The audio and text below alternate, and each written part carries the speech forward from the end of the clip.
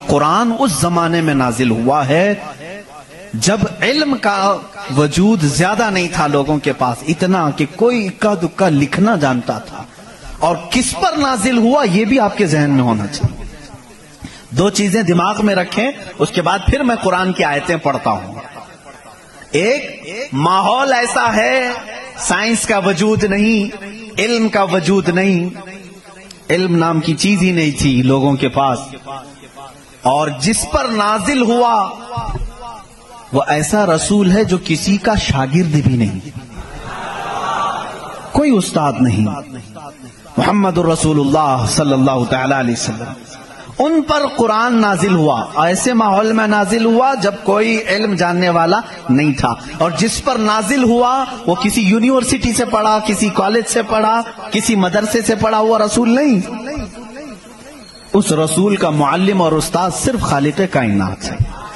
جبرائیل علیہ الصلوۃ والتسلیم کا بھی صرف اتنا کام رہا ہے، جو رب نے حکم دیا اتنا ہی پہنچا دیا. بلکہ بہت ساری قرآن کی باتیں ایسی ہیں جو جبرائیل پہنچا تو گئے لیکن اس کا علم انہیں بھی نہیں دیا گیا، انہیں بھی نہیں دیا گیا.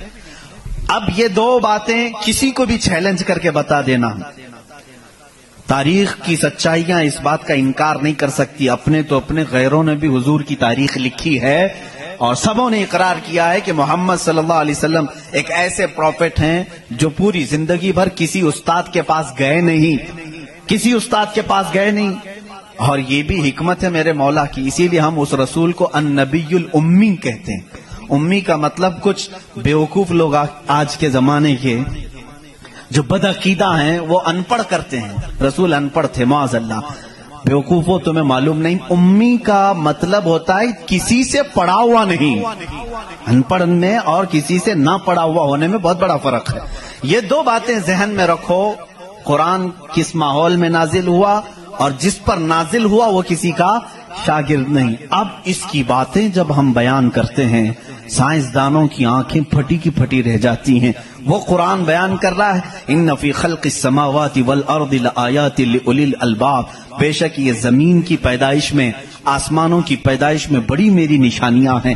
اللہ فرما رہا ہے رات کو ہم زائل کرتے ہیں، اسی سے دن نکالتے ہیں. قرآن یہ کہہ رہا ہے وجعلنا من السماء، آسمان سے اللہ تبارک و تعالیٰ نے یہ وجعلنا السماء سقفا محفوظا، قرآن کہتا ہے ہم نے آسمان کو ایک محفوظ چھت بنایا ہے. قرآن یہ کہہ رہا ہے آسمان اور زمین ملے ہوئے تھے، ہم نے دونوں کو پھاڑ کر کے الگ کر دیا اور دونوں کے منہ کھول دیا. یہ قرآن اس زمانے میں کہہ رہا ہے.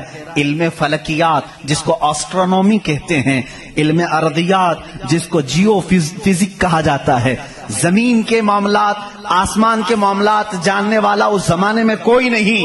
اس وقت قرآن کہہ رہا ہے آسمان و زمین ملے ہوئے تھے، ہم دونوں کو پھاڑ دیے، ہم نے ان دونوں کو پھاڑ دیا اور دونوں کے منہ کو کھول دیا.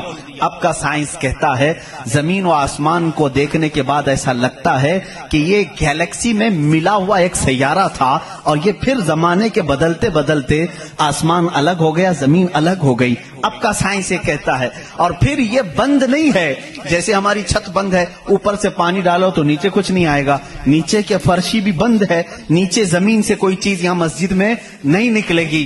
سائنس اب یہ کہہ رہا ہے آسمان میں جگہ جگہ سوراخ ہیں، منہ کھلا ہوا ہے، زمین میں بھی جگہ جگہ سوراخ ہیں، دکھنے والے نہیں، یہ کھلا ہوا ہے.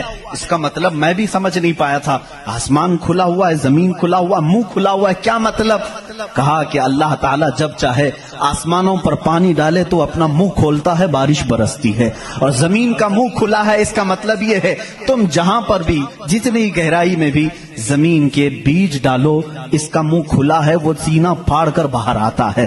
اگر زمین بند ہوتی تو کوئی چیز زمین سے باہر نہیں نکلتی، زمین سے کوئی چیز باہر نکلتی ہے، اس کا مطلب ہے کہ ان کے منہ کھلے ہوئے ہیں. سائنس نے اب بھی کہا کہ آسمان کا منہ کھلا ہوا ہے، زمین کا منہ کھلا ہوا ہے. قرآن کس ماحول میں نازل ہوا ہے جب سائنس کا وجود نہیں.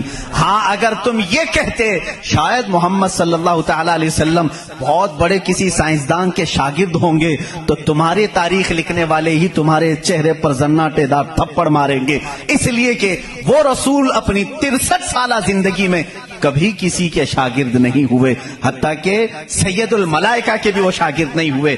قرآن یہی کہہ رہا ہے، زمین کی پیدائش میں، آسمان کی پیدائش میں میری نشانیاں ہیں۔